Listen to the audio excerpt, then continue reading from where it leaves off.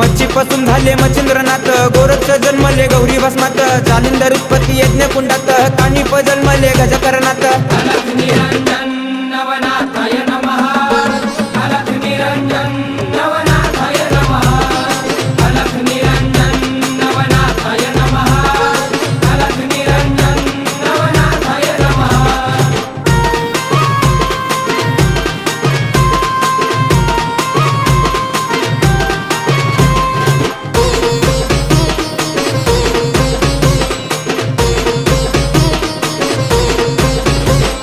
रेवतिरी जन्मले रेवणनाथ, ब्रह्माचा पुत्र चरपटीनाथ, वटवृक्ष पोटी नागेशनाथ, मीननाथ जन्मले स्त्री राज्यात.